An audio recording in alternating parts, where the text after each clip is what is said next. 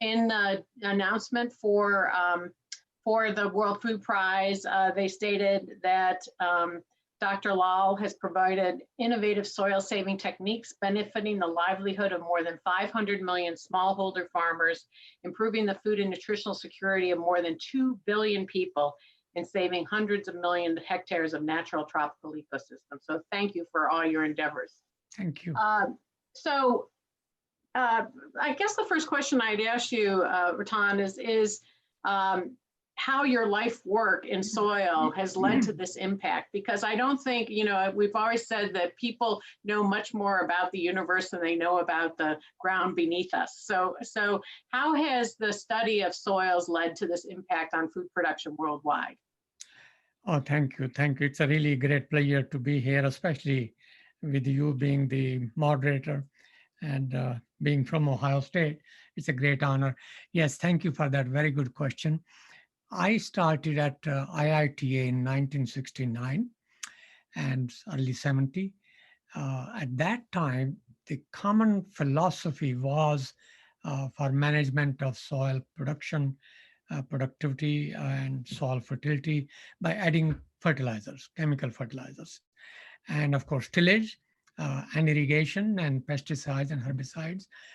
That was the common thing, and many times the tropical soils where I was based, the focus was on phosphorus management. So fertilizers was the key thing, and phosphorus and irrigation.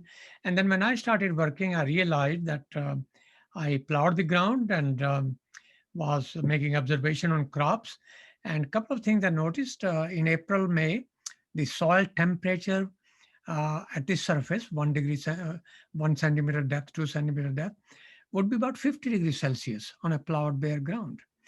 And even after 2-3 days of heavy rainfall, plants would be wilting because the available water capacity was very low. And then the things were complicated by the fact that rainstorm would be very intense, intensity of about 6-8 inch per hour for 10-15 minutes at a time. And most of the plowed soil, even with the terraces, would be washed away along with the seedlings. So the fertilizer, although we applied, was not effective. So the idea was, how can you have the potential of improved varieties and the fertilizer practices and the herbicides and pesticides realize those benefits if the soil is not functional? And from the very beginning, my techniques of looking at soil and my strategy was very different. How can I manage soil health? How can I lower its temperature by 15 degrees centigrade? Optimum soil temperature about 30-35, and increase its water holding capacity because there was no irrigation, it was a rain-fed conditions, and make sure that the fertilizers are not washed away or volatilized, so they are useful for plant growth and keeping the soil. So mulch farming, no tillage, not plowing, keeping the ground cover, growing a cover crop, those things became very important to me right from the beginning. And when we were trying to develop a new land for deforestation of the tropical rainforest, the idea was how not to clear the land completely, keep the detritus material, leaf litter, branches as on the ground, and get the ground cover back, mimic the nature, keep the ground covered, do not plow, let soil biotic activity do the thing. So that was one very different approach than the conventional was. And the other was that we should try to be as close to mimic nature as possible. So keeping the ground covered, not disturbing, and having the biotic activity of the earthworm, termites, including termites, centipedes, millipedes, microbes that you can't see, and feed the soil by organic matter. And that really made the difference. That's what I called soil-centric strategy. So rather than an improved variety and putting a lot of chemical and fertilizer and tillage and irrigation, I went with the idea of improved soil health and soil quality. Only then can you realize the benefits of improved varieties, not otherwise. And that was Fantastic. Well, I know your work along your career has centered on the smallholder and the small farmers. And with soil, it's so very complicated. So that's one of their most precious resources that they have. And Absolutely. so we always have to be on the cutting edge of science when it comes to soil, and there's so much to learn. So I've couched the term the Green Revolution 2.0. You and I have talked about this before. Yes. And I think that when the first Green Revolution with Norman Borlaug was really about advanced genetics and chemistry, but this new revolution is all about the soil. It really is. So what are those major investments that you see where there's maybe gaps or where we can put some creative juices in to stimulate the advancing knowledge? And what are those areas that would propel us forward as quickly as possible in soils? Thank you, Sally. Let me first begin by paying my tribute and regard to Dr. Norman Borlaug, Dr. Swaminathan, and many other people who really did a tremendous job. In the 60s, let's go back to later, before 1950, for example, the total food grain production in India at that time was 50 million ton, and the population was 300 million. Right now, the population is 1.4 billion, and food grain production is 6 times more, 300 million tons. So Green Revolution doubled and tripled the yield of food grains in India and elsewhere in the world 2 to 3 times in a matter of decade, which was a miracle. It saves hundreds of millions from starvation. So my very high commendation and a salute to them for doing that. The problem was not with the technology. Problem was the misuse of technology. Borlaug and Swaminathan and others never said dump the chemical fertilizer indiscriminately. They never said excessive plowing. They never said put pesticide as and when needed. They never said flood irrigation. That was the way it turned out to be.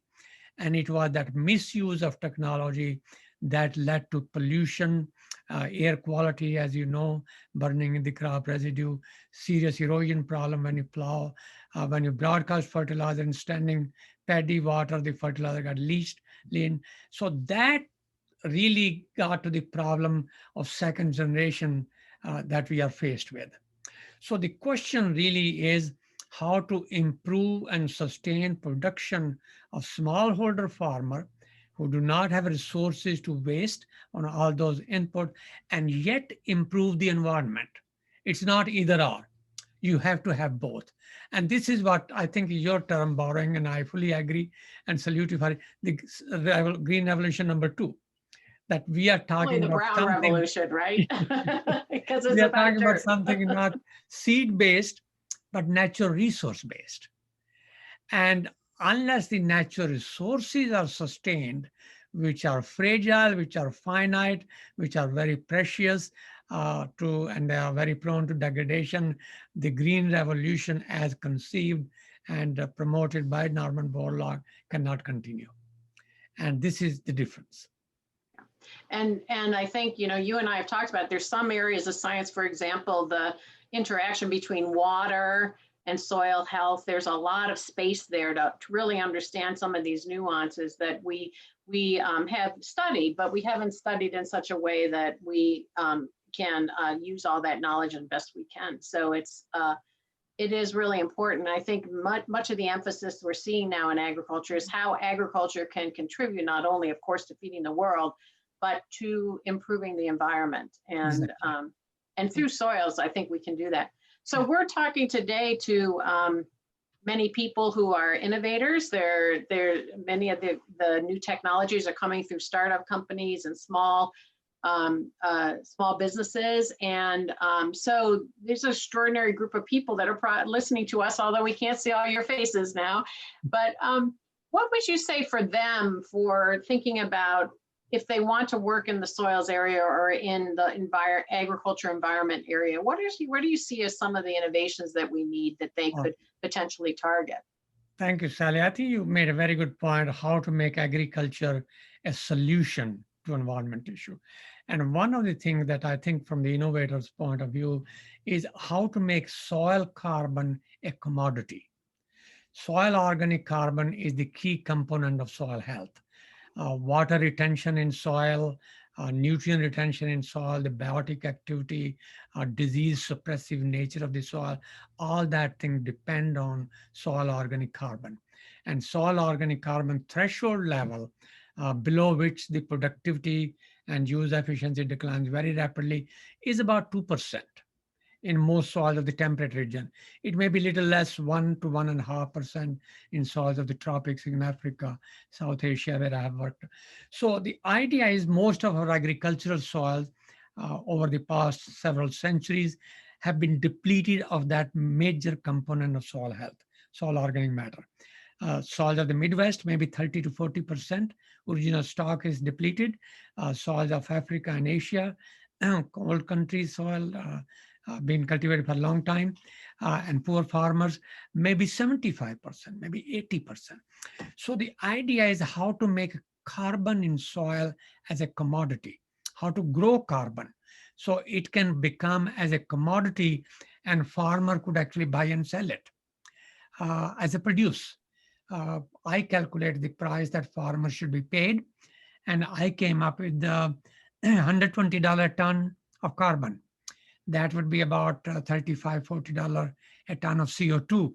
And the rate of carbon sequestration in the Midwest, if they were to adopt the regenerative agriculture, that would be about $16, $18, $20 per acre per year. So the question is how to implement it.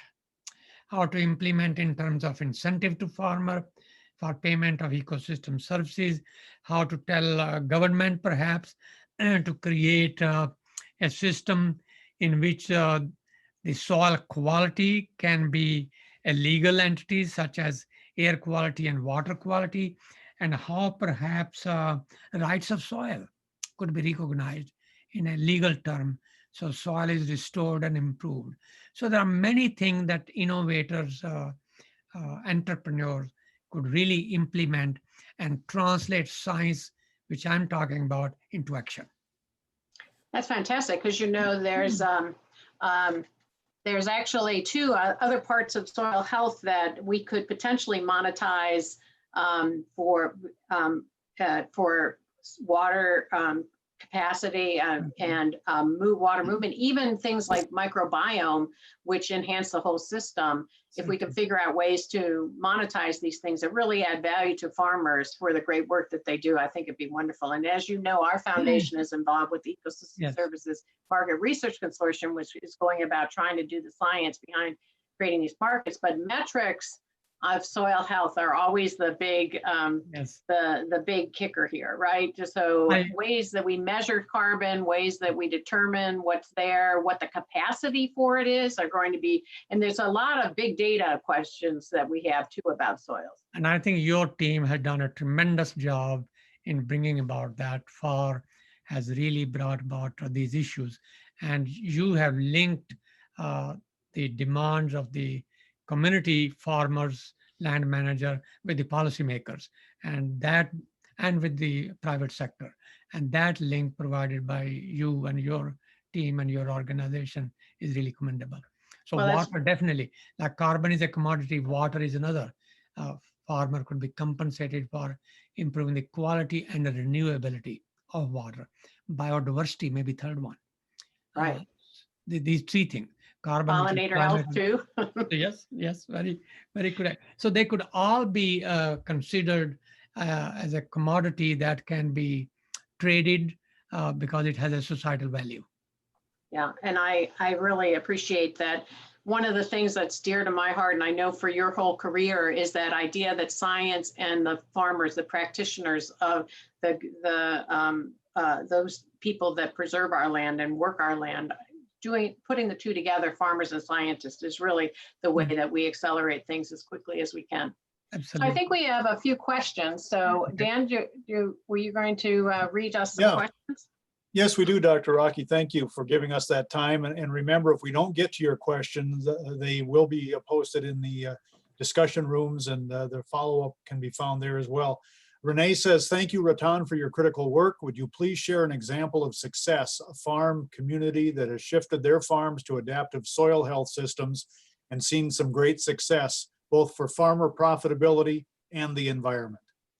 Oh, that's a very nice question. Yes, since the idea of conservation agriculture began, it originated, by the way, in Ohio. In 1960, we set up experiments here. 180 million hectare globally, about 15% of the cropland is under that kind of technology at the moment. And it has at least three components, maybe five: no-till, leaving the crop residue on the surface, growing cover crop in the off season, and having integrated nutrient management and complex system, including perennials integrated together. So about 180 million hectare, and the rate of progress is tremendous since 1990s. So right now, Midwest United States, quite a lot of progress, not as much as I would say Brazil, Argentina, Chile, Australia, part of China and India, several parts in Europe. It's certainly making a good progress. Absolutely very good. Cover crop is not catching up as rapidly, but in last 2-3 years, it's certainly improving, especially with the focus on water quality, algal bloom issue. So it's really becoming quite popular at the moment. Thank you, Dr. Lawler. One of the points you brought up is about water. And of course, we know that especially in this country, compared to say Australia and the Murray-Darling area, water is not well priced at an appropriate level. That's been an ongoing concern. One of the questions here is, can you talk a little bit, and this is from Ganesh Hegde, can you talk a little bit about the relationship between irrigation, water health, and soil health? How can irrigation water be processed better to improve soil health? First of all, I'd like to go back to what Sally mentioned also. If soil organic matter content is increased, the green water supply, and the green water, the plant available water capacity in the root zone, the water that plants can absorb, can be increased tremendously. I have published an article, it should be coming out soon, but I'll still be able to share. If you increase organic carbon concentration by 0.1%, how much green water supply can be improved, and how much can irrigation water be saved. So that's one part. More the organic matter, especially in depleted soil, more the plant available water capacity, lesser the drought susceptibility, and lesser the demand on irrigation water. One part I would like to mention is that if water for irrigation is not of a good quality, for example, if it has a more salt concentration, electrical conductivity is more, eventually that can lead to secondary salinization. So that's not and it has happened. It has happened in the US, it has happened in the Indus Valley, it has happened in Australia, very much so. Everywhere where water quality is poor, that is. So please make sure that irrigation is always accompanied with the drainage.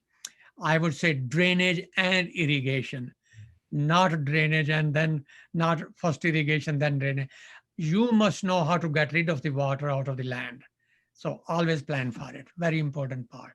Yeah, Sally, I just want to mention too that we are very interested in this, and with Rattan's help, we've been looking at forming a consortium to look at that intersection between soil and water, including drainage, because it's such an important critical issue, and edge of field issues, because as the water moves on edge of field, you have a lot of water quality issues there that we have to deal with. So we're trying as an organization to help to form a consortium which will look at technological advances, but also just the nature and the biology and the physical properties between water and soil.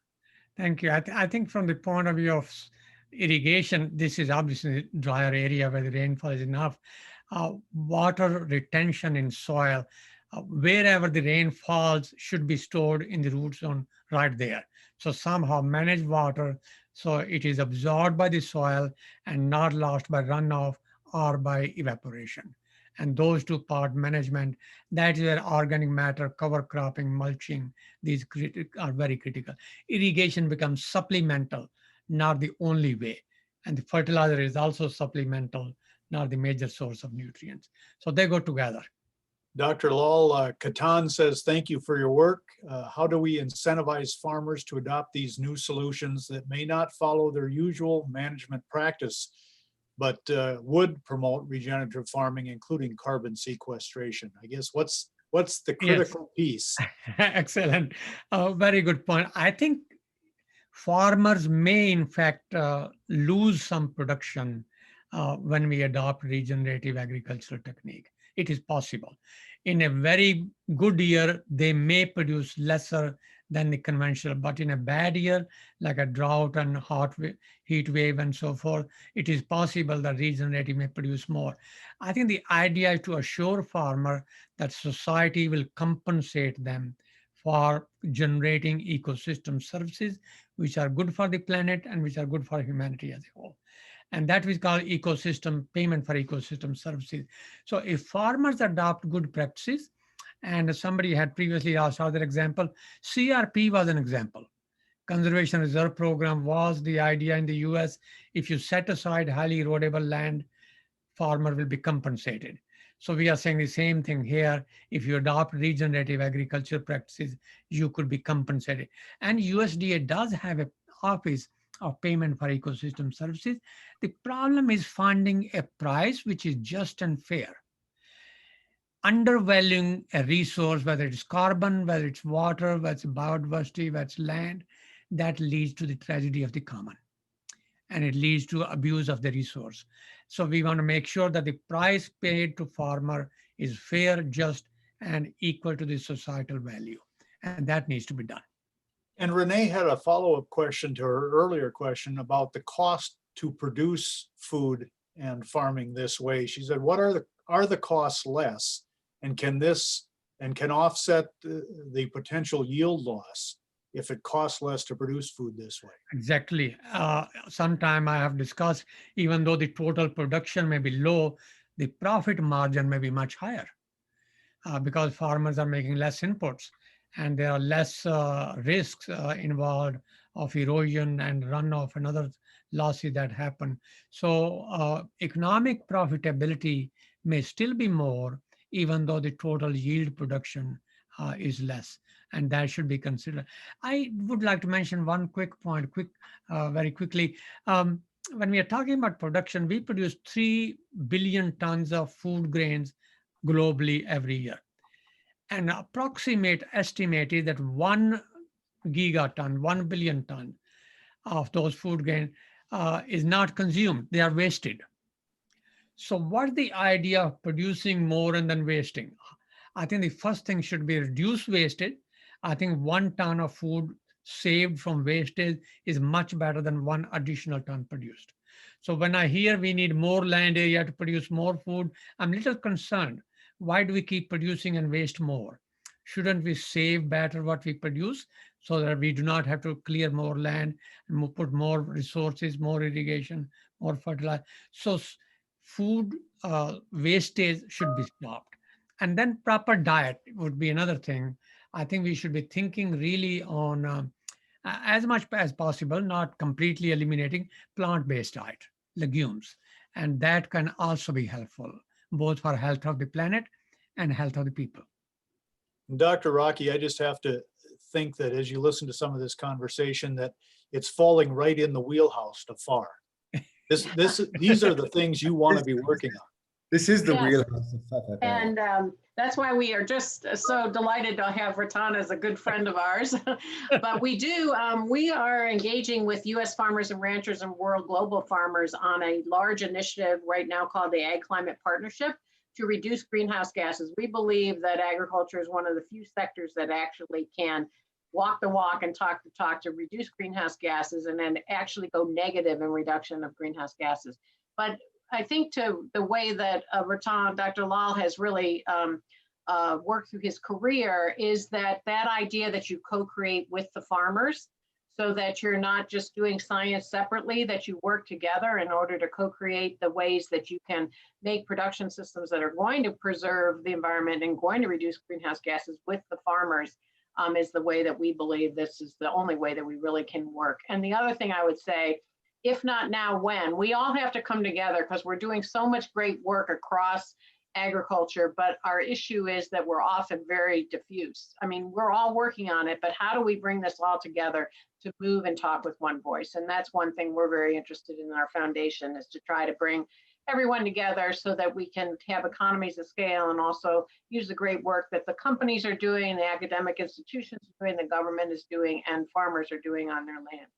So Sally, you and FFAR are a critical conduit to policymakers as well, to seek to understand pricing issues, how to price these resources right, and how to increase the incentivization for the adoption of these practices and these specific viewpoints that Dr. Lal and you have talked about, which is, I think, one of the problems that we're having in the US and elsewhere. And as I said, in Australia, they have actually priced water at a point where it really is understood to be the kind of valuable commodity it is. So thank you so much for your help as well in being that critical conduit to policymakers. Appreciate it. And Rohit, I believe you need to be in the next. All right, thank you. And Dr. Rocky and Dr. Lal, thank you so much for your time today. And Thank you. it's just been Thank you awesome so much. hearing this conversation. Thank you, Dr. Law. Very nice. Thank you. Thank you, Sally. Thank Good to you. be here with you. Thank With you. that, I would encourage people to move to the featured spotlight this hour coming up. In fact, I think it's about to get started. It is Shara Taku with C16 Biosciences. Rohit and Bahana will be there to make the introduction, and we'll see you on the other side. So just go and click on that tab. Thank you.